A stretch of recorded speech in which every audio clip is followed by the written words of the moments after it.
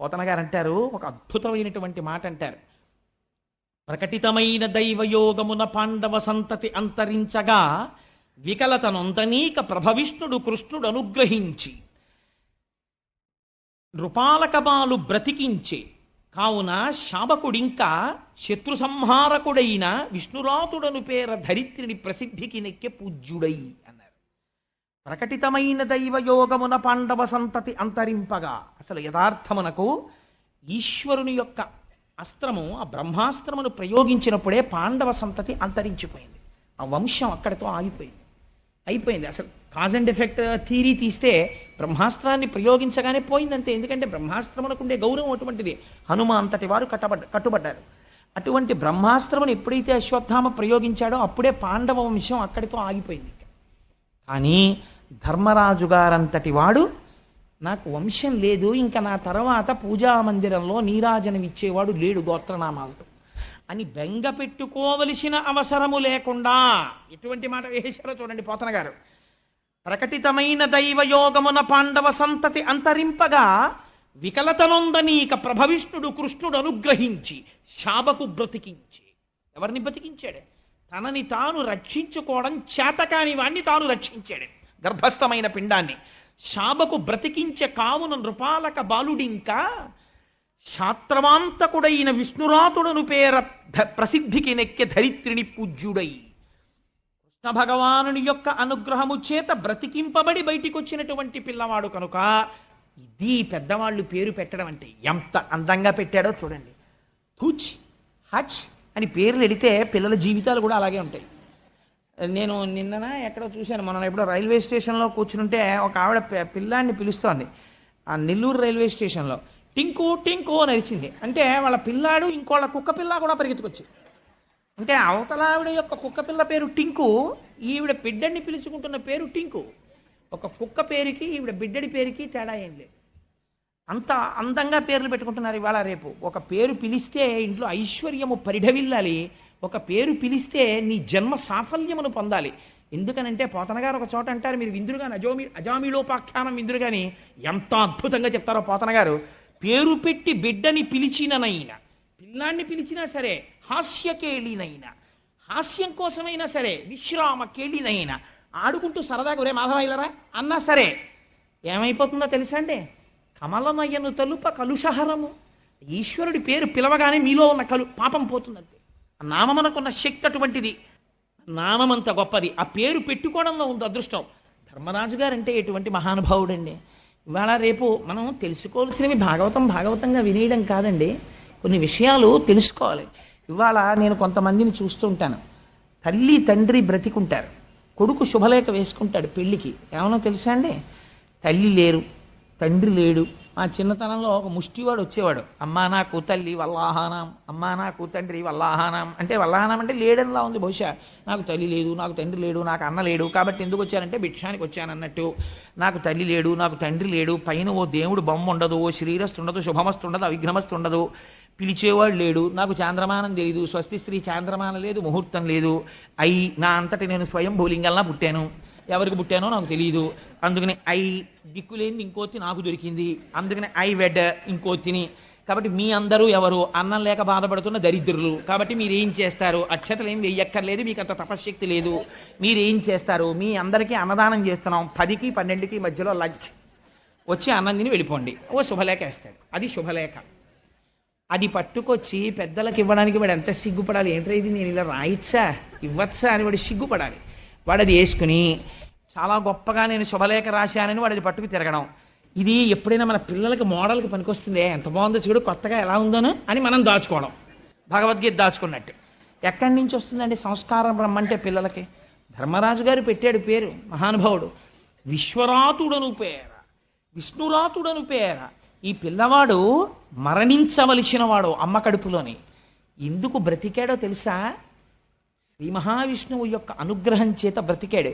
విష్ణువు అనుగ్రహము చేత బ్రతికినవాడు కనుక వీడిని పిలిచినప్పుడల్లా మాకు గుర్తు రావాలి మా స్వామి అనుగ్రహం. స్వామి నీ అనుగ్రహం వల్ల మా వంశం నిలబడిందని మాకు గుర్తు రావాలి. అందుకని వీడిని ఏమని పిలుస్తామో తెలుసా? విష్ణురాతుడని పిలుస్తాం. ఎలా పెట్టాడో చూడండి పేరు. ఇప్పుడు ఏం చూస్తున్నాడు? ఏది చేస్తున్నా ఈశ్వరానుగ్రహాన్ని చూసుకుంటున్నాడు ధర్మరాజు గారు. అన్నయ్య ఆ పేరు వదిలే అన్నయ్య, మోడర్న్ నేమ్స్ ఏం పెడదామన్నయ్య అనలేదు అర్జునుడు అదృష్టవశాత్తు. కాబట్టి ఆయన ఒప్పుకున్నాడు. విష్ణురాతుడను పేర ధరిత్రిని ప్రసిద్ధికి నెక్కే పూజ్యుడై. అందుచేత ఈ భూమండలమునందు విఖ్యాతి వహించాడు పరీక్షిత్ మహారాజు. ఆ పరీక్షిత్తు పుట్టిన తర్వాత ఒక గమ్మత్తు జరిగిందిటే, అంటే యథాలాపంగా కలిసిపోయింది కాబట్టి ఇక్కడ చెప్పేస్తాను. ధర్మరాజు గారు సింహాసనం మీద కూర్చుని రాజ్యసభలో అందరూ సభ తీరి ఉండేవారు. లేక లేక లేక లేక దక్కిన ఒకే ఒక్క నలుసు ఉత్తరాధికారి రాజ్యానికి వంశానికి. అందుకని ఎంతో ప్రేమతో తొడ మీద కూర్చోబెట్టుకుని ధర్మరాజు గారు సింహాసనం మీద కూర్చుని ఉండేవాట. ఈ పిల్లాడు అందరినీ ఇలా చూస్తుండేవాట. ఎందుకురా ఇలా చూస్తాడు వీడు అందరినీ, వీడికి ఏమన్నా దృష్టిలోపమా అనుకునేవారేమో. కానీ అలా అనుకునేంత వెర్రివాళ్ళు ఏం కారుగా పాండవులు. వాళ్ళు కనిపెట్టారు, ఎందుకు ఇలా చూస్తుంటాడు ఈ పిల్లాడు, ప్రతివాణ్ణి ఇలా పరీక్షగా చూస్తాడు సభలో, ఎందుకు అలా చూస్తుంటాడు అని. ఎందుకు చూస్తాడో తెలుసా అండి? తన తల్లి కడుపు లోపలమును చూసిన ప్రభువు ఈ విశ్వమున నెల్ల కలడని బాలుండు పరికించి చూడగా ఆ ఎలగు జనులు పరీక్షిన్నరేంద్రుడనిరి నరేంద్ర అన్నారు పోతన గారు. మా అమ్మ కడుపులో బ్రహ్మాస్త్రం అనేటటువంటి అస్త్రం వచ్చి అగ్నిహోత్రాన్ని వెదజల్లుతుంటే ఆ రోజున కాలిపోబోతూ నేను స్తోత్రం చేస్తే ఎవరో ఒక అంగుష్టమాత్రం మూర్తి పట్టు పీతాంబరం కట్టుకుని శంఖచక్ర గదా పద్మములతో వచ్చి గదని ఇలా తిప్పుతూ నన్ను రక్షించాడే, ఆయన ఈ విశ్వమంతా ఉన్నాడు అని మా తాతగారు మా పెదనాయన గారు చెప్తున్నారు. ఆయన ఎక్కడైనా కనపడతాడా అని చూసేవాట సభలో. విష్ణురాతుడని పేరు పెడితే పరీక్షగా అందరినీ చూస్తాడు కాబట్టి పరీక్షిత్ అని పిలిచారు ఆ పిల్లాన్ని. అందుకని ఆ పేరు ఉండిపోయింది. పెదనాన్నగారు పెట్టిందోటి, తను గెలుచుకున్నది ఒకటి, బిరుదునామం ఉండిపోయింది. మనిషి సాధించవలసిన ప్రజ్ఞ ఎటువంటిదో, దేని చేత గొప్పవాడైపోతాడో నేర్పుతుంది మనకు భాగవతం. అందుకని పరీక్షిత్ అయ్యాడు. అటువంటి పరీక్షిత్ చాలా ఆశ్చర్యకరంగా ఆ పిల్లవాడు పుట్టగానే ధర్మరాజు గారు అక్కడ ఉండేటటువంటి జ్యోతిష్కుల్ని పిలిపించాడు. ఈ పిల్లవాడి యొక్క జాతకం ఎలా ఉంటుంది చెప్పండి అన్నాడు. వాళ్ళు ఆ పిల్లవాడి జాతకం చూసి చెప్పారు, రామచంద్రమూర్తి వంశానికి మొట్టమొదటి వాడైన ఇక్ష్వాకు ఎలా పరిపాలించాడో అలా పరిపాలిస్తాడు. శిబి చక్రవర్తి ఎటువంటి దానాలు చేశాడో అటువంటి దానాలు చేస్తాడు. రామచంద్రమూర్తి గురువుల్ని ఎలా సేవించాడో, బ్రాహ్మణుల్ని ఎలా గౌరవించాడో అలా గౌరవించి సేవిస్తాడు. అర్జునుడు ఈ పిల్లవాడి తండ్రి ఎలా బాణములు విడిచిపెడతాడో అలా బాణములు విడిచిపెడతాడు. కార్తవీర్యార్జునుడు 1000 చేతులతో ధనస్సులు పట్టుకుని బాణాలు వదిలితే ఎలా ఉంటుందో అటువంటి యుద్ధ నైపుణ్యంతో ఉంటాడు. సముద్రము ఎంత లోతుగా ఉంటుందో అంత గంభీరమైన హృదయము కలిగిన వాడై ఉంటాడు. సింహము ఎటువంటి పరాక్రమముతో ఉంటుందో అటువంటి పరాక్రమముతో ఉంటాడు. సూర్యుడు ఎలా చూడడానికి వీలు లేని వాడై ఉంటాడో అలా దుర్నిరీక్షుడై ఉంటాడు. అటువంటి తేజోవంతుడైనటువంటి ఈ బాలుడు సామాన్యుడు కదయా. ఇన్ని గొప్ప లక్షణములు ఉండి పరమశివుడు ఎంతటి దయామూర్తో, ఎంత జ్ఞానో అంతటి జ్ఞాని దయామూర్తి అవుతాడు. శ్రీనివాసుడు పురుషార్థములను ఎలా కటాక్షిస్తాడో ఆశ్రితులై ఆయన దగ్గరికి వచ్చిన వాళ్ళకి అలా దాన ధర్మాలు చేసి అర్ధి అన్నవాడిని అలా ఆదుకుంటాడు. ఈ పిల్లవాడు చిట్ట చివర శరీరం విడిచిపెట్టవలసినటువంటి సమయం ఆసన్నమైన నాడు ఆవు పాలు పితికినంతసేపు తప్ప ఎక్కడా నిలబడనటువంటి ఒక బ్రహ్మజ్ఞాని ఈ పిల్లవాడి ఆర్తి చూసి 7 రాత్రులు 7 పగళ్ళు కూర్చుని భాగవతాన్ని చెప్తే విని శరీరమునందు మోహమును విడిచిపెట్టి కృష్ణ భగవానుడి పాదముల యందు బుద్ధి రమిస్తుండగా శరీరమును విడిచిపెట్టి మోక్షాన్ని పొందుతాడు. అటువంటి మహోత్కృష్టమైన వ్యక్తి మీ వంశంలో పుట్టాడని చెప్పారు. పొంగిపోయాడు ధర్మరాజు గారు. చాలు, ఇటువంటి పిల్లవాడు పుట్టాడని పొంగిపోయాడు. అప్పుడు అనుకున్నాడు, నేను కురుక్షేత్ర యుద్ధం చేశాను, ఎన్నో కొన్ని కోట్ల మందిని తెగటార్చాను, ఎందరో మరణించారు. ఈ పాపము నన్ను కాల్చకూడదు. ఈ పాపము పోగొట్టుకోవడం కోసమని అశ్వమేధయాగం చెయ్యాలి. అశ్వమేధయాగానికి కావలసినంత సంభారములు, ఆ బంగారము ఎక్కడి నుంచి వస్తాయని భీమార్జునుల్ని పిలిచి అడిగాడు. అడిగితే అప్పుడు భీమార్జునులు ఒక మాట చెప్పారు, అన్నయ్య దాని గురించి నువ్వేం బెంగ పెట్టుకోకు. ఎందుచేత అంటే ఇత పూర్వం ఉత్తర భారతదేశంలో ఒక మహానుభావుడు మరుత్తనబడేటటువంటి రాజు అశ్వమేధయాగం చేసి తత్సంబంధమైనటువంటి కాంచన పాత్రలు మొదలైనటువంటి వాటిని విడిచిపెట్టాడు. ఆ కాంచన పాత్రలు మొదలైనవి తెచ్చుకోవడానికి రాజుకి పరిపాలనాధికారము ఉంది కనుక అది మన పాలిత ప్రాంతములోకి వస్తుంది కనుక ఆ సంభారములను తీసుకొస్తాను, అశ్వమేధం చేయమన్నారు. 3 అశ్వమేధ యాగాలు చేశాడు ధర్మరాజు గారు. 3 అశ్వమేధ యాగములు చేసిన తర్వాత అశ్వమేధ యాగాలకి కృష్ణ పరమాత్మని ఆహ్వానించారు, సమున్నతంగా సత్కరించారు. కృష్ణుడు కూడా ఎంతో సంతోషించాడు. బయలుదేరి కృష్ణ పరమాత్మ ద్వారకా నగరానికి వెళ్ళిపోయారు. ఆయన వెళ్ళిపోతుంటే ఈ హస్తినాపురంలో ఉన్న వాళ్ళందరూ ఆయన్ని ఎంతో స్తోత్రం చేశారు. ద్వారకా నగరంలో స్తోత్రం చేశారు. మహానుభావుడు ద్వారక చేరుకున్నాడు. చేరుకున్న తరువాత ఒకరోజు అందరూ సంతోషంగా కాలం గడిపేస్తున్నారు హస్తినాపురంలో. విదురుడు వచ్చాడు. భాగవతం మన జీవితాన్నే బయట పెడుతుందండి. మీరు అంతర్లీనంగా గమనించండి. అస్తమానం నేను అలా అంటే మీరు కొంచెం బాధపడచ్చు, కానీ మీ అంతటా మీరు గమనించే ప్రయత్నం చెయ్యండి. మనవడు పుట్టేశాడు పరీక్షిత్. చాలా సంతోషంగా ఉంది కుంతి. ఎవరు అంత స్తోత్రం చేసిందో ఆ కుంతి ఈశ్వరుడి గురించి మరిచిపోయింది. మరిచిపోయిందంటే నా ఉద్దేశంలో పూర్తిగా విస్మరించిందని కాదు. ధృతరాష్ట్రుడు హస్తినాపురంలో ధర్మరాజు గారితో సంతోషంగా పెట్టింది తిని బతికేస్తున్నాడు. గాంధారి ధృతరాష్ట్రుడు పక్కన కూర్చుని ఏదో పెట్టింది తినేసి ఆవిడ సంతోషంగా కాలం గడిపేస్తోంది. పాండవులు రాజ్యం వచ్చేసింది, వాళ్ళు సంతోషంగా కాలం గడిపేస్తున్నారు. పరీక్షిత్ మహారాజు పెద్దవాడు అయిపోతున్నాడు. ఉన్న ఒక్కగానొక్క నలుసు పెద్దవాడవుతున్నాడు, మంచి కీర్తివంతుడు, ఎటువంటి అవగుణాలు లేవు, పొంగిపోతున్నారు. విదురుడు వచ్చాడు. ఎప్పుడు రావాలో అప్పుడు వస్తాడు విదురుడు. విదురుడు రావడంలో భారతంలో ఒక గమ్మత్తు ఉంటుంది. ఎందుకంటే విదురుడు వస్తే మీరు గుర్తుపెట్టుకోండి, మృత్యువు గురించి మాట్లాడుతుంటాడు. ఎందుకు మాట్లాడతాడంటే విదురుడు యమధర్మరాజు యొక్క అంశం. ఎప్పుడు ఈ శరీరం పడిపోతే ఏం జరుగుతుందో, ఎంత జాగ్రత్తగా ఉండాలో చెప్తుంటాడు. మాండవ్య మహర్షి యొక్క శాపం చేత 100 సంవత్సరముల శూద్రభావనని తీసుకుని విదురుడిగా వచ్చాడు మహానుభావుడు. అపారమైన ధర్మవేత్త. ఆయన తీర్థయాత్రలకు వెళ్ళిపోయాడు కురుక్షేత్ర సమయంలో. మైత్రేయుడు కనపడి ఆయనకి ధర్మాన్ని, ఈశ్వరానుష్ఠానానికి సంబంధించినటువంటి రహస్యాలని తెలియచేశాడు. అవి విన్న తరువాత భగవంతుణ్ణి ధ్యానం చేసుకోవాలని తిరిగి వచ్చాడు. హస్తినాపురం వచ్చిన తర్వాత ధర్మరాజు గారు ఎదురెళ్ళి తీసుకొని వచ్చాడు. యా మహానుభావ, ఒక పక్షి అంటే పెద్దలు కనపడినప్పుడు ఎలా మాట్లాడాలో ధర్మరాజు మాట్లాడితే చూడాలండి.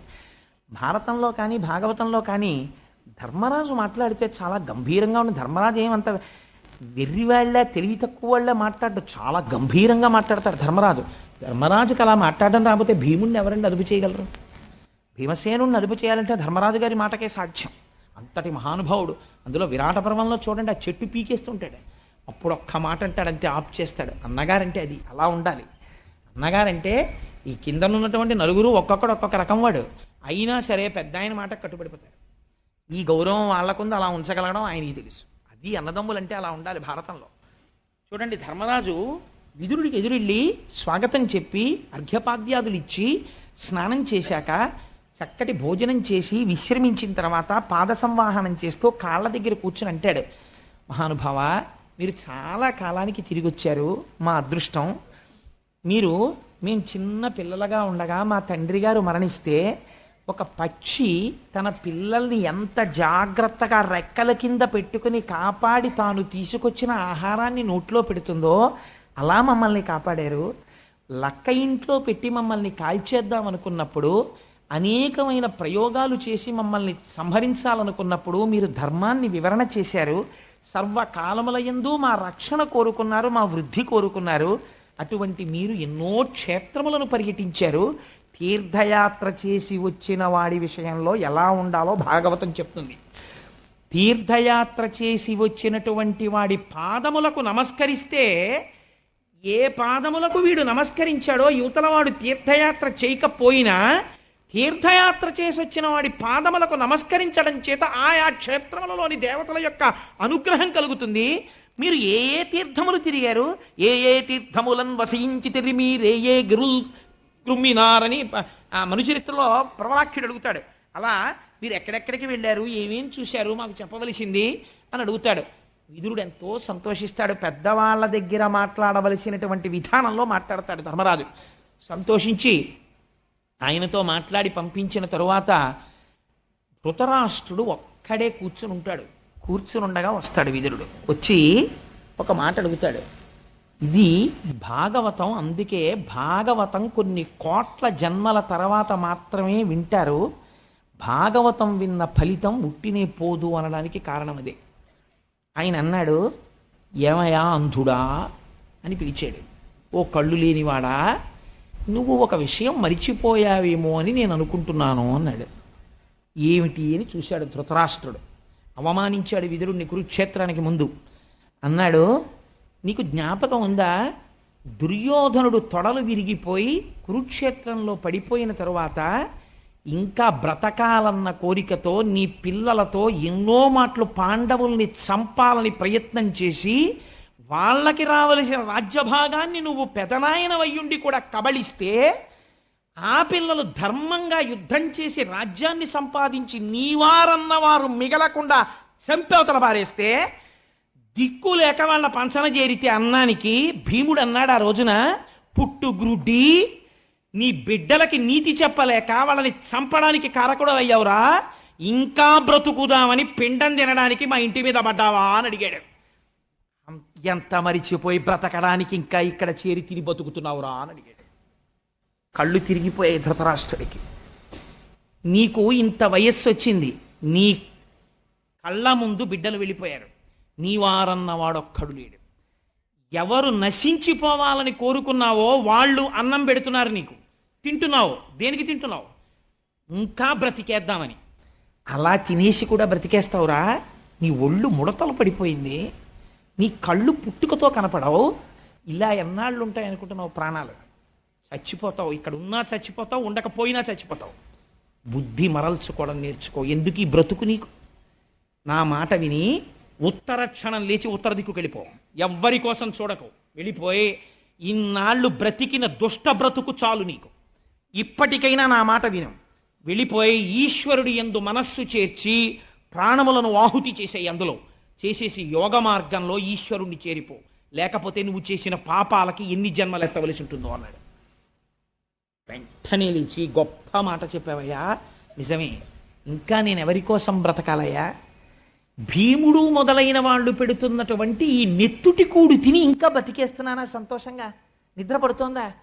ఛీ, రోత పుట్టిందయ్యా, వెళ్ళిపోతున్నానన్నాడు. ఒక వయస్సు వచ్చేసిన తరువాత మనిషి దృష్టి దేని మీదకి వెళ్ళిపోవాలో విదురుడు చెప్తున్నాడు. విదురుడు ధృతరాష్ట్రుడికి చెప్పట్లేదు, కళ్ళు మూసుకుపోయిన అందరికీ చెప్తున్నాడు. కదండి, నేను తప్పన్నానా? లేదు కదా. ఎటువైపుకి వెళ్ళవలసిన అవసరం ఉందో, ఇంకా శరీరం పడిపోయే టైం దగ్గరికి వచ్చేస్తున్నప్పుడు ఇంకా కోడల మీద దెప్పుళ్ళు, కూతురు మీద దెప్పుళ్ళు, పెద్ద కోడలు ఇంటికి వెళ్ళి రెండో కోడల మీద నేరాలు, రెండో కోడలు ఇంటికి వెళ్ళి పెద్ద కోడల మీద నేరాలు, గుళ్ళోకి వెళ్ళి కూడా నలుగురిని కూర్చోపెట్టుకుని తన వాళ్ళ మీద నేరాలు. ఎప్పటికీ నీ మనస్సు ఈశ్వరుడి మీద మగ్నం అవుతుంది. జుత్తు తెల్లపడిపోయింది, ఒళ్ళు ముడతలు పడిపోయింది, పలకల కింద చాప పొలుసుల్లాగా చర్మం అంతా అద్దంలాగా విడిపోతోంది ఎక్కడికక్కడ చలిగాలికి. పూర్వం ఉన్న పటుత్వం లేదు. చేతులు వణుకుతున్నాయి. కూర్చుని లేద్దామంటే మోకాళ్ళు కొంచెం నొప్పెడుతున్నాయి. పూర్వంలా కొంచెం ఎక్కువ తింటే జీర్ణం అవ్వట్లేదు. త్రేణుపులు వస్తున్నాయి. ఒక్క రాత్రి నిద్రపోకపోతే ఉండలేకపోతున్నావు. పిల్లల పెద్దవాళ్ళు అయిపోయారు. వాళ్ళు చేసుకోగలిసినవి వాళ్ళు చేసుకుంటున్నారు. నువ్వు అస్తమానం నీకే జీతం ఎంత వస్తుందని అడిగితే వాడు విసుక్కుంటున్నాడు. నిన్ను చూసేటప్పటికి లెక్క పెట్టుకుంటున్నవాడు వెనక్కి పెట్టేసుకుంటున్నాడు. ఇంకా ఎందుకు బ్రతికేస్తానంటావు? బ్రతుకుతావు చచ్చే వరకు. కాబట్టి ఈలోగా మార్చు మనస్సుని. అలా కాకపోతే ధృతరాష్ట్రుడు అయిపోతావు అని నేర్పుతున్నాడు విదురుడు. ఈ మాటలు చెప్తే బయలుదేరిపోయాడు ధృతరాష్ట్రుడు. అంతే, గాంధారికి కూడా చెప్పలేదండి. ఇది విచిత్రం. గాంధారికి కూడా చెప్పకుండా అంతఃపురాన్ని విడిచిపెట్టి పుట్టుగ్రుడ్డివాడు తడువుకుంటూ ఉత్తర దిక్కుకు వెళ్ళిపోయాడు. వెళ్ళిపోతే భర్త వెళ్ళిపోతున్నాడని పసిగట్టింది గాంధారి. పసిగట్టి ఆయనతో పాటుగా వెళ్ళిపోయింది. వెళ్ళిపోయిన తరువాత మరునాడు ఉదయం ధర్మరాజు గారు స్నానానుష్ఠానములన్నీ పూర్తి చేసుకున్న తర్వాత ప్రతిరోజు వచ్చి పెదతండ్రి గారిని ధృతరాష్ట్రుడికి గాంధారికి తల తాటించి నమస్కరించేవాడు. మీరొక్కటి జ్ఞాపకం పెట్టుకోండి, భాగవతంగా వినకండి.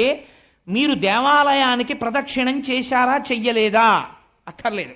మీరు ఈశ్వరుడి పూజ చేశారా చెయ్యలేదా? అక్కర్లేదు. తల్లి తండ్రి కనీసం ఇద్దరిలో ఒకరైనా బ్రతికున్నవాడు అదృష్టవంతుడు. ఎందుకని? ప్రత్యక్షంగా దేవుడు నీ ఎటట తల్లిదండ్రులుగా ఉన్నాడు. వాళ్ళ పాదములకు నీ శిరస్సు తాటించి నమస్కరించగలిగితే 33 కోట్ల దేవతార్చన నువ్వు చేసేసినట్టే. కళ్ళు లేని పెద్ద తండ్రి తన్ని చంపాలనుకున్న వాడికి ధర్మరాజు నమస్కరించాడు. నువ్వెందుకు నీ కన్నవాళ్ళకి నమస్కరించలేవు? నమస్కరించిన నాడు భాగవతం పుట్టిన దేశంలో పుట్టాననిపించుకోవడానికి నీకున్న నైతిక అర్హత ఏమిటి? ఇది భాగవతం యొక్క ప్రశ్న. ధృతరాష్ట్రుడికి నమస్కరించేవాడు. ఆ రోజు కూడా ధృతరాష్ట్రుడికి నమస్కరించడానికి అంతఃపురానికి వచ్చాడు, కనపడలేదు. కనపడకపోతే బెంగ పెట్టుకుని ఏడ్చాడు ధర్మరాజు. నేను తమ్ముడి బిడ్డణ్ణి, నా వలన ఏదో అపకారం జరిగి ఉంటుంది, నా వలన ఏదో పొల్లు మాట జారిపోయి ఉంటుంది. నా పెద్ద తండ్రి అంధుడు, పాపం వృద్ధుడు, బిడ్డలందరూ మరణించారు. వీళ్ళ వల్ల నేను ఇంకా సుఖపడలేనని ఏ అఘాయిత్యం చేసుకోవడానికి వెళ్ళిపోయాడో నాకు చాలా బెంగగా ఉంది. నా పెద్ద తల్లి గాంధారీ మాత కనపట్టలేదు. అయ్యయ్యో, నేను ఎంత పొరపాటు చేశానో, నా తల్లిదండ్రులు వెళ్ళిపోయారని ధర్మరాజు అంతటి వాడు ఏడ్చాడు. ఈ దేశంలో పుట్టి తల్లిదండ్రుల్ని వృద్ధాశ్రమంలో చేర్చినటువంటి వాడిని ఏమని పిలవాలి? నిజంగా తల్లిదండ్రులకి నమస్కరించి వెళ్ళిపోతే ఆ వయస్సులో చేసుకోవలసిన ఈశ్వరార్చనకి వెళ్ళిపోయిన వాళ్ళ కోసం ధర్మరాజు ఇచ్చినటువంటి గడ్డ మీద నువ్వు పుట్టావు. ఈ గడ్డ మీద వృద్ధాశ్రమాలు వచ్చి వృద్ధాశ్రమాల్లో నిర్హేతుకంగా అక్రౌర్యంతో తల్లిదండ్రుల్ని తీసుకెళ్లి దింపేసే బిడ్డలు పుడుతున్నారంటే కలి ప్రవేశం విపరీతంగా ఉందనడానికి ఇంకింతకన్నా నిదర్శనం ఏం కావాలి? ఈ జాతిని భాగవతం ఉద్ధరించాలా? ఏది ఉద్ధరించాలి చెప్పండి నాకు? భాగవతమే ఉద్ధరించాలి. అందుకని ఏడిస్తే విదురుడు వచ్చాడు. విదురుడిని అడిగాడు, నీకేమైనా తెలుసా ఎక్కడికి వెళ్ళాడో ధృతరాష్ట్రుడని. చాలా గమ్మత్తుగా ఉంటుందండి విదురుడికి ధృతరాష్ట్రుడికి ఉన్న సంబంధం. సరే, ఇప్పుడు నేను మళ్ళీ భారతంలోంచి ఆ విదుర ధృతరాష్ట్ర సంబంధం గురించి చెప్తే ఇప్పుడు అది పెద్ద అంశం అయిపోతుంది కాబట్టి నేను భయపడుతున్నాను దాని జోలికి వెళ్ళడానికి. అసలు కృష్ణుడు విశ్వరూప సందర్శనంలో ధృతరాష్ట్రుడికి దర్శనం ఇవ్వడం ఎందుకండి? అంతటి దుర్మార్గుడైతే ఎందుకు ఇచ్చాడో తెలుసా అండి? తప్పో ఒప్పో మంచివాడు విదురుడని తెలుసు. అందరూ పడుకున్నాక రాత్రి పిలిచి, ఒరే నిద్ర పట్టట్లేదురా విదురా, ఏమైనా మంచి మాటలు చెప్పనేవాడు. దిక్కుమాలినాడా, నీకు ఎందుకు నిద్ర పట్టదురా? దొంగలకి నిద్ర పట్టదు, నువ్వు దొంగడివి, మీ తమ్ముడు రాజ్యం మీ తమ్ముడి పిల్లల రాజ్యం నువ్వు కొట్టేద్దాం అనుకుంటున్నావని తిట్టేవాడు. అన్నీ తిట్టేసిన తర్వాత రాత్రి, ఒరే బాగా తిట్టావురా, నిజమే నేను దొంగనే, కానీ వెళ్ళి పడుకో, నేను పడుకుంటాను, ఏం చేస్తాను, నేను ఈ మోహంలోంచి బయటికి రాలేననేవాడు. కనీసం ఒక్క మంచి వ్యక్తి దగ్గర సత్సంగం చేసి తన తప్పులు ఒప్పుకొని రాత్రి మంచి మాటలు వినేవాడు, బుర్రకి పట్టినా లేకపోయినా. ఈ పుణ్యానికి దివ్య విశ్వరూప సందర్శనంలో ధృతరాష్ట్రుడికి కళ్ళిచ్చి దర్శనమిచ్చాడు కృష్ణుడు. ఒక సత్పురుషుడితో సహవాసం ఎంత గొప్పదో జీవితంలో చూడండి. సత్సంగత్వే నిస్సంగత్వం, నిస్సంగత్వే నిర్మోహత్వం, నిర్మోహత్వే నిశ్చలతత్వం, నిశ్చలతత్వే జీవన్ముక్తి అంటారు శంకర భగవత్పాదులు. అందుకే అటువంటి ధృతరాష్ట్రుడు ఉత్తర దిక్కుకి వెళ్ళిపోతే, గాంధారి వెళ్ళిపోతే విదురుడు అన్నాడు, నాకు కూడా తెలియదు మరి ఎటు వెళ్ళిపోయాడో, కానీ నాకు కొంచెం బాధగానే ఉంది. పాపం పెద్దవాడు, కళ్ళు లేనివాడు, ఎంతైనా అన్నదమ్ములు కదండి. నిన్న రాత్రి మరి ఆయనేగా చెప్పాడు, ఎంత వెళ్ళిపోయినా అయ్యో పాపం ఎక్కడికి వెళ్ళిపోయాడో, ఏం తడుముకుంటున్నాడో అని నాకు బాధగానే ఉందని కన్నులు నీరు పెట్టుకున్నాడు. అప్పుడు నారదుడు వచ్చాడు. ఇప్పుడు నారదుడు ఎప్పుడు వచ్చినా జగత్ కళ్యాణమే. మీరు జ్ఞాపకం పెట్టుకోండి, నారదుడు ఆ సందర్భంలో వచ్చాడు అంటే అలా బతకాలని, అంటే నా ఉద్దేశం అందరూ ఉత్తర దిక్కు వెళ్ళిపోండి అని కాదు సుమండి. అంటే ఉత్తర దిక్కు వెళ్ళిపోవడం ఉత్తమమైనటువంటి మార్గము వైపుకు ప్రయాణించడం, అంటే అటువంటి జీవితాన్ని అలవాటు చేసుకుని ఇంట్లో ఉంటే వచ్చిన నష్టం ఏముందండి? ఏమీ నష్టం లేదు. ఈశ్వరాభిముఖం చేసుకోవాలి, మనస్సును ఆ ప్రయత్నం చేయమని. అది నాకే అలవాడుతుందో అలవడదో, నేను కుంతీదేవిలా ఆయన్నే ప్రార్థన చెయ్యాలి. ఏమో నాకు ఇంకో 4 ఏళ్ళో 5 ఏళ్ళో 6 ఏళ్ళో పోతే నాకు కోడలు వచ్చేస్తుందిగా, నాకు అల్లుడు వచ్చేస్తాడుగా, తరం మారిపోతుంది కదా. అప్పుడు మామయ్యగారు మీకు ఎందుకండి ఉపన్యాసాలు అన్నీ, ఊరికే మోకాళ్ళ నొప్పులు అంటారు, ఈ ఉపన్యాసాలు తగ్గిద్దురు అని అల్లుడు, నాన్నగారండి మీకు చెప్తున్నాను అదే నెలకి 2 రోజుల కన్నా ఉపన్యాసాలు చెప్పదు, అలా కూర్చోండి అన్నారనుకోండి, నా బతుకేమైపోవాలి? అంటే నీకు అదో పిచ్చ అయితే ఉపన్యాసాలు అనుకోకండి. అంటే కాసేపు కనీసం ఇలా అయినా ఈశ్వరుడు గురించి చెప్పుకుని నా జన్మ తరిస్తోంది, అది కూడా లేకపోతే ఎంత పాడైపోతానో అని బెంగ. అందుకని ఏమో ఆ మనస్సు అలా ఒక్కడిని కూర్చుని ఉన్నా. నేను ఎందరినో చూశానండి. నేను ఎందుకు ఈ మాట అంటున్నానో తెలుసా? నేను ఉట్టినే అంటలేదు, ఎంతో పరిచయాలు ఉంటాయి. ఒక ఊర్లో ఒక వ్యక్తి పుడతాడు, అక్కడ ఉద్యోగం చేస్తాడు, ఎందరితోనో పరిచయం ఉంటుంది. తనని ఉద్ధరించే వాళ్ళు ఆ ఊళ్ళో ఉన్నారని తెలుసు. వాళ్ళతో కలిసి ఉంటే నా జీవితానికి ఒక ప్రయోజనం కలుగుతుంది అనుకుంటారు కొంతమంది. ఇక్కడ మాట్లాడే వాళ్ళు ఉంటారు. ఒక్కడే కొడుకు, ఆ కొడుక్కి అస్సాంలో పెద్ద ఆఫీసర్ అయిన. నాన్నగారండి రిటైర్ అయిపోయారు కదా, ఇంకా మీరు ఇక్కడ ఉండొద్దు, వచ్చేసేయండి అంటే. కాస్త నాన్నగారండి మాకు ఆసరాగా ఉంటుంది, వచ్చేసేయండి నాన్నగారు అంటాడు. కాదు అంటే కాలు చెయ్య వంగిన తర్వాత వస్తారా అంటారేమోనని వెళ్ళిపోతాడు. అక్కడికి వెళ్ళిపోయిన తర్వాత వాళ్ళు మాట్లాడే మాట ఏమిటో ఈయనకి తెలియదు, ఈయన మాట్లాడే మాట వినేవాడు ఉంటాడు. ఎవరితోన్నా మాట్లాడుకుందాం అంటే ఏమీ మాట్లాడడానికి ఉండదు. అలా ఒక్కడు జీవితం గడపాలి. ఎందుకోసం? కొడుకుతో ఉండాలి కాబట్టి అంతే. అప్పుడు ఉత్తరాభిముఖ ప్రయాణం కావాలి. మనస్సు ఒక్కడే ఉన్నా ఈశ్వరుడి వైపుకి తిరగడం అలవాటు అయిపోయింది అనుకోండి, కొంతలో కొంత తృప్తి ఉంటుంది, ఆ కనీసం దాంట్లో రమించగలిగి ఉంటాడు. అందుకని అది అలవాటు లేదనుకోండి, మరింత పెనుభారం అయిపోతుంది, జీవితం చాలా కష్టమైపోతుంది. అందుకని భాగవతం చాలా ప్రాక్టికల్గా మాట్లాడిందండి అర్థం చేసుకోవలసిన విషయాన్ని. అందుకే ఆ నిర్ణయం ధృతరాష్ట్రుడు తీసుకుంటే నారదుడు వచ్చి ఆయన అన్నాడు, ఎందుకు ఏడుస్తున్నావు అన్నాడు ధర్మరాజు. ఎందుకు ఏడుస్తున్నావు అంటే ధర్మరాజు అన్నాడు, అందరూ అనే మాట ఆయన అన్నాడు, అయ్యో పాపం మా పెద్దనాన్నగారికి కళ్ళు లేవండి, ఏమిటో పిచ్చాడు వెళ్ళిపోయాడు ఉత్తర దిక్కుకి తపస్సని మీరే చెప్తున్నారు, ఏం తింటాడు, ఎవరు పెడతారు మా పెద్దనాన్నకి అంటే ఆయన అన్నాడు నారదుడు, ఈ పిచ్చ ప్రశ్న మాని, ఎవడు పెడతాడేమిటి, 2 కాళ్ళున్న దాన్ని 4 కాళ్ళున్నది తినేస్తోంది, 4 కాళ్ళున్న దాన్ని 2 కాళ్ళు ఉన్నవాడు బాణం వేసి కొట్టి చంపుకు తినేస్తున్నాడు. ఒకళ్ళనొకళ్ళని చంపకపోయినా కేవలం పోషించడానికే, సత్పురుషుల్ని పోషించడానికి చెట్లు కాయలు కాసి పళ్ళు పండి అందవేమోనని కిందకి వంగి అందిస్తున్నాయి బరువుని. కాయి కోసేశాక కొమ్మ పైకి వెళ్ళిపోతుంది. ఈశ్వరుడికి తెలిసి ఎలా పోషించాలో తనని నమ్ముకుని వెళ్ళిపోయిన వాడికి మధ్యలో నీ బెంగ ఏమిటి, నువ్వు నోరు మూసుకుని కూర్చో హాయిగా. వాడు వెళ్ళవలసిన స్థితికి వెళ్ళాడు. నీకు చెప్పేనా మీ పెద్దనాన్న ఏమవుతున్నాడో ఇప్పుడు చెప్పేస్తున్నాడు చూసుకో అన్నాడు. మీ పెద్దనాన్న నడిచి నడిచి నడిచి నడిచి ఉత్తర దిక్కున ఋషులు ఉండేటటువంటి ఆశ్రమాన్ని చేరుకుంటాడు. చేరుకుని విదురుడు అన్న మాటకి ఎంత వైరాగ్యం వచ్చేసిందంటే, ఇప్పుడు ఇలా బతికిన వాడికి ఒక్క మాట తగిలిందంతే. అందుకే గురువు మాట సింహగర్జన. ఎన్ని పశువులు అరిస్తే ఎందుకంటే ఏమి పరిగెత్తావు, కాకి లేచిన దగ్గర నుంచి అరుస్తుంది, ఏది పరిగెడుతుంది? గురువు ఒక్క మాట చెప్తాడు, సింహం ఒక్కసారి గర్జిస్తుంది, అన్ని జంతువులు పారిపోతాయి గుహల్లోకి. గురువు ఒక్క మాట చెప్తాడు అంతే, మనిషి జీవితం మారిపోతుంది. విదురుడు చెప్పాడు, ధృతరాష్ట్రుడు మారాడు, అప్పటి వరకు మారలేదు.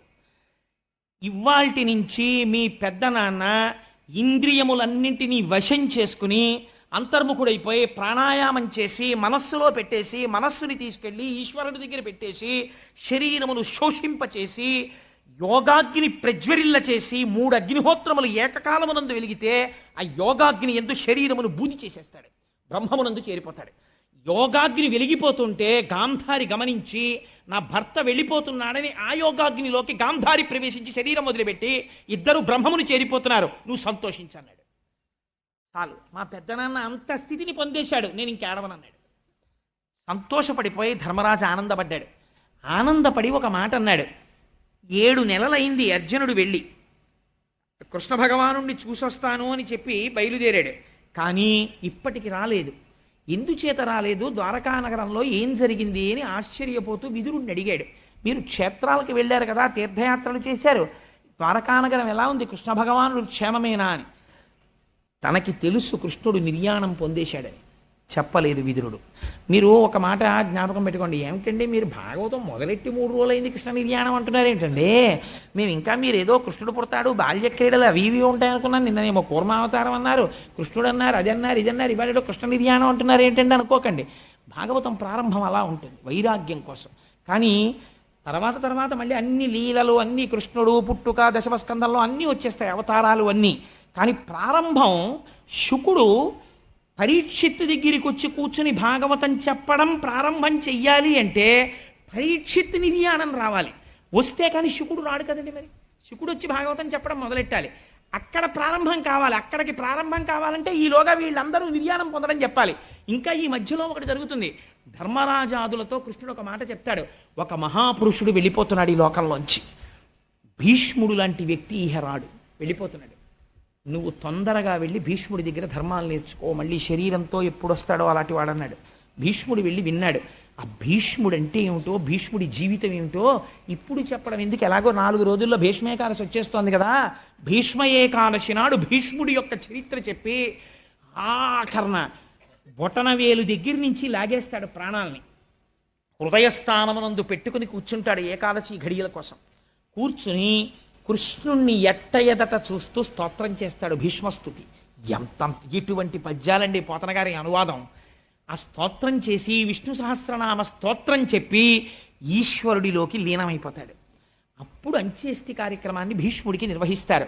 అది భీష్మ ఏకాదశి నాడే చెప్పుకుంటే మన జన్మ తరించిపోతుంది. కనీసం ఒక భీష్మ ఏకాదశి అయినా జీవితంలో అలా చేసిన వాళ్ళం అవుతాం.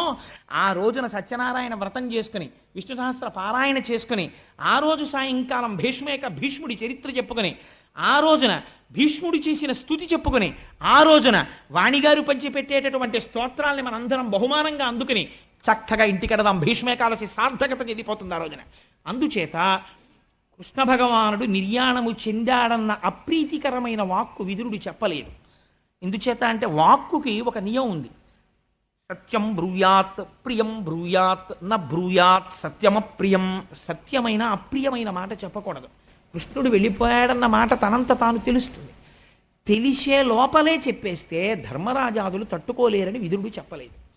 కానీ ధర్మరాజు అన్నాడు, 7 నెలలైంది అర్జునుడు వెళ్ళి తిరిగి రాలేదు, నాకు కొంచెం మనస్సు ఆందోళనగా ఉంది, నాకు కొన్ని దుర్నిమిత్తములు కనపడుతున్నాయి, రాత్రుళ్ళు పీడకలలు వస్తున్నాయి, నా శరీరంలో అదరకూడనటువంటి అవయవములు అదురుతున్నాయి, నేను ఇంతటి సార్వభౌముడను, నేను దిగిన రథం దగ్గరికి ఎడుతున్నప్పుడు ఒక వీధి కుక్క అరుస్తూ నా మీదకొచ్చి వెనక్కి తిరిగి వెడుతోంది, నేను రథం ఎక్కబోతున్నప్పుడు నా గుర్రములు నా వంక చూసి కన్నుల నీరు కారుస్తున్నాయి, ఆవులు నాకు ఎడమ పక్క నుంచి వెడుతున్నాయి, గాడిదలు మొదలైన జంతువులు కుడి పక్క నుంచి వెడుతున్నాయి, సూర్యోదయం జరుగుతున్నప్పుడు ఆడనక్కలు సూర్యుడి వంక చూస్తూ పెద్దగా ఏడుస్తూ అరుస్తున్నాయి, భూమి నిష్కారణంగా కంపిస్తోంది, మేఘములు లేని పిడుగులు పడుతున్నాయి, అప్పుడప్పుడు రాజ్యంలో నెత్తురు వర్షం పడుతోంది, దేవాలయాలలో ఉండేటటువంటి ప్రతిమలు కదులుతున్నాయి, దేవాలయాలలో ఉండేటటువంటి ప్రతిమలకి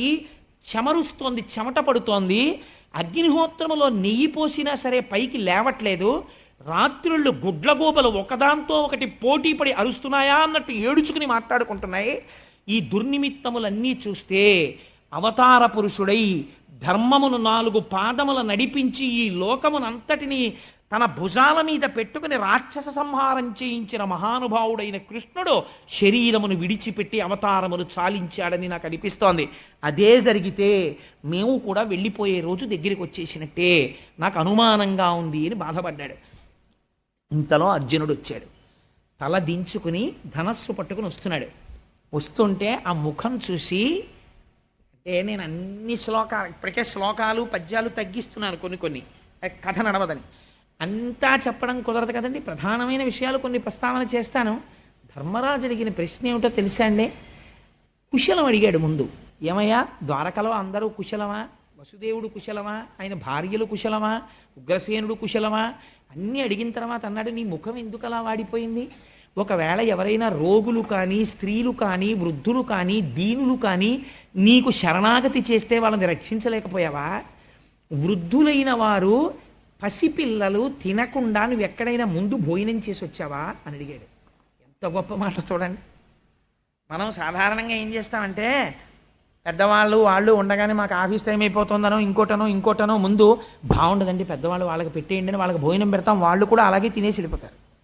పెద్దవాళ్ళు పాపం ఎక్కడో కూర్చుని గడగడ వణికిపోతూ అలా కూర్చుని ఉంటారు.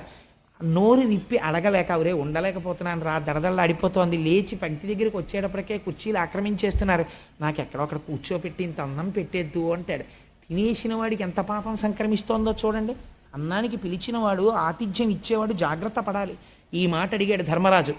ఏరా, ఎక్కడైనా వృద్ధులు కానీ పసిపిల్లలు కానీ తిననికుండానే నువ్వు ముందు భోజనం చేసి వచ్చావా, ఎందుకు అలా ఉన్నావు అని అడిగాడు. అడిగితే అర్జునుడు అన్నాడు, అన్నయ్య, మన నిచ్చెలి, మన చెలికాడు, మన దైవము, మన బంధువు, మన సమస్తమైనటువంటి కృష్ణుడు శరీరాన్ని విడిచిపెట్టేశాడు. ఎంత ఆశ్చర్యమో తెలుసా అన్నయ్య? ముళ్ళు కాలులో గుచ్చుకుంటే అడవిలో వెడుతున్నవాడు ముళ్ళు తీయడానికి వేరొక ముళ్ళు చేత్తో పట్టుకుని ఈ ముళ్ళు తీసే వరకు చర్మాన్ని ఉత్తరించి శరీరములో ఉన్న ముళ్ళు తీసేసిన తర్వాత శరీరములో గుచ్చుకున్న ముళ్ళు, చేతిలో ఉన్న ముళ్ళు, 2 ముళ్ళని విసిరేసినట్టు శరీరముతో ఈ లోకములోకి వచ్చి దేన్ని పొందాలో దాన్ని పొందకుండా వ్యర్థముగా రాత్రి నిద్రయందు, పగటిపూట అనవసరమైన ప్రసంగముల యందు జీవితాన్ని పాడు చేసుకుంటున్న వ్యక్తుల్ని ఉద్ధరించడానికి తాను శరీరముతో వచ్చి ముళ్ళును ముళ్ళుతో తీసినట్టు తాను శరీరధారి అయి వచ్చి లోకమునకు గీత చెప్పి నడువడి నేర్పి మనను ఉద్ధరించి కాపాడి రెండు ముళ్ళు పారేసినట్టు లోకోత్తరణమైపోయిందని శరీరాన్ని కృష్ణుడు వదిలేశాడన్నయ్య అన్నాడు.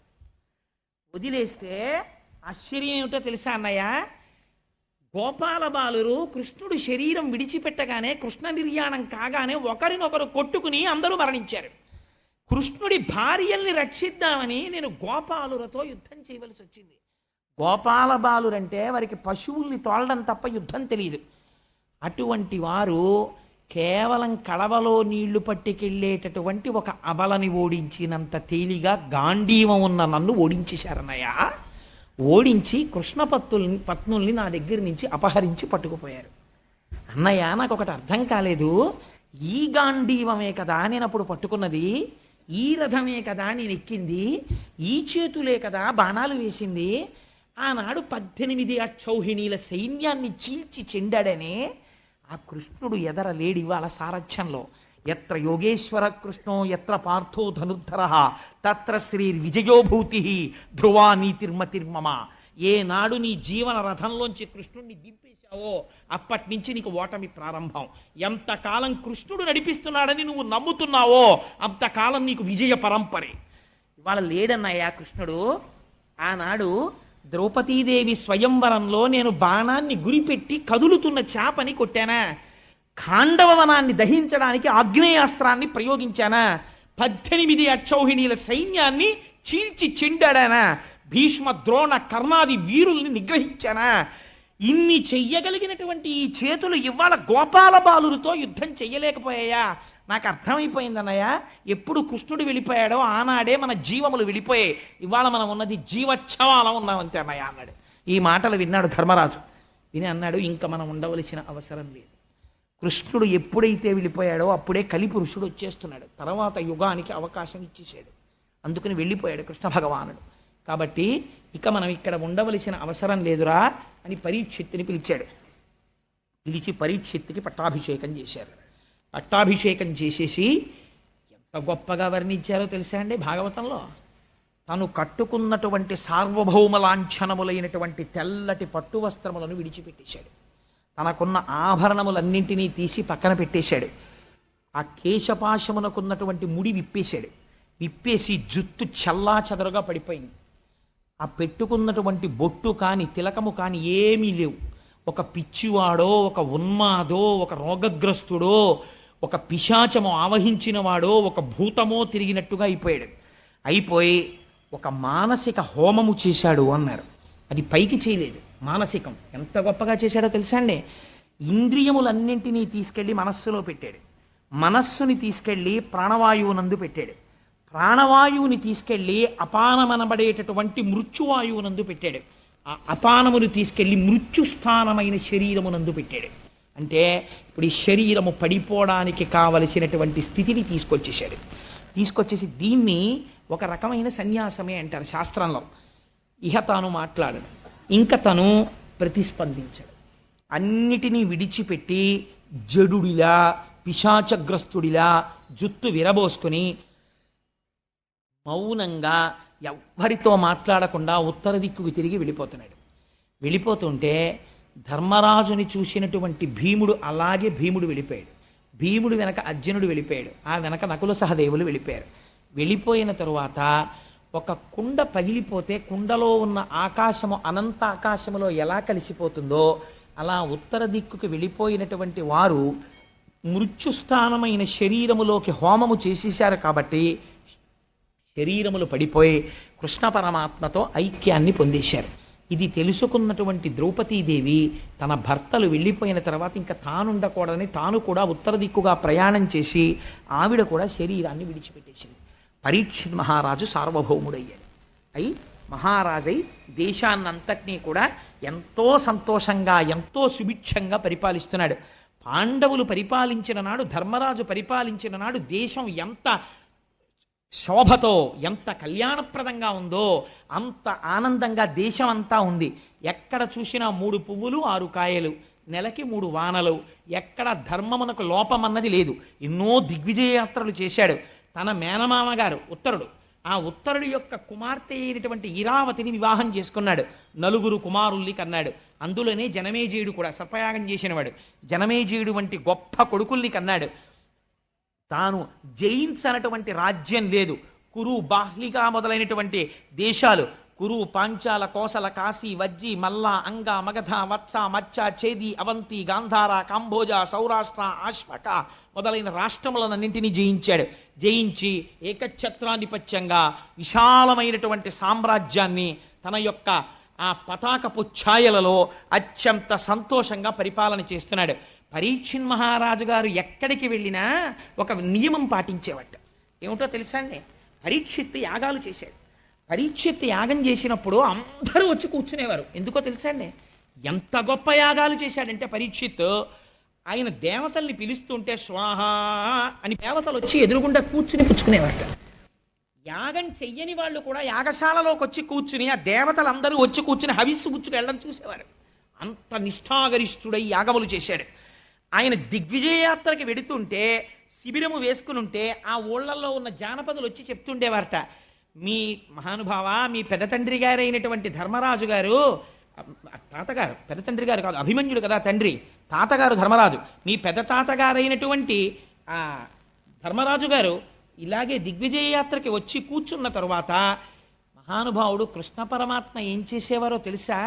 శిబిరంలో పాండవులందరూ నిద్రపోతుంటే తానొక్కడే కత్తి పైకి తీసి పాండవులకు ఆపద వస్తుందేమోనని నిద్రపోతున్న పాండవులకు తెలియకుండా కత్తి పట్టుకుని శిబిరం చుట్టూ తిరుగుతుండేవాడు. కృష్ణుడు అంత రక్షించాడయా మీ తాతల్ని.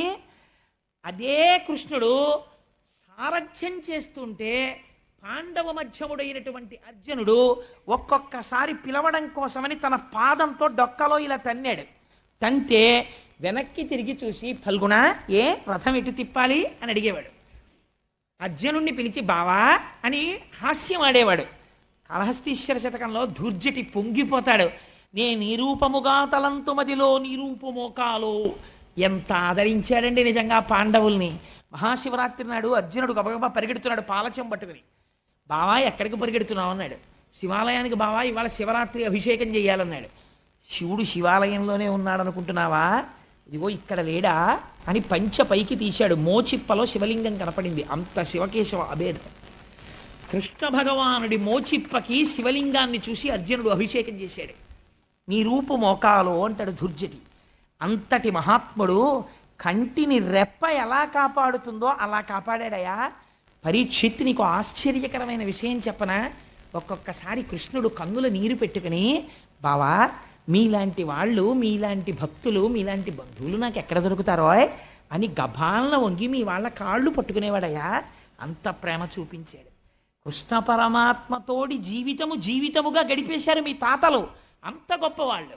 ఎంత అదృష్టవంతుడివని చెప్తేట పరీక్షిత్ కృష్ణ కథలు విని తన తాతలు కృష్ణుడితో గడిపినటువంటి మర్యాదా పురస్సరమైనటువంటి విశేషాలు విని కన్నుల నీరు కారిపోయి పొంగిపోతూ పట్టుబట్టలు తెప్పించి చీనాంబరాలు తెచ్చి పాండవులతో కృష్ణుడు గడిపినటువంటి రోజులు చెప్పిన వాళ్ళందరికీ బహుమానాలు ఇచ్చేవాట. అందుకని ఆయన ఎక్కడికైనా పెడితే చాలు, ఏమండి మీ తాతగారికి కృష్ణుడికి ఉన్న అనుబంధం ఒకటి చెప్పనా అని ఏదో సంఘటన చెప్పేవారు. పొంగిపోయి శభాష్ భలే చెప్పారా, మా తాతలు అలా తిరిగారా కృష్ణుడితో అని తీసుకొచ్చి బట్టలు పెట్టేవట్టే. ఆ కృష్ణుడి యొక్క పాదముల యందు నిరంతరము రమించిపోతుండేవాడు.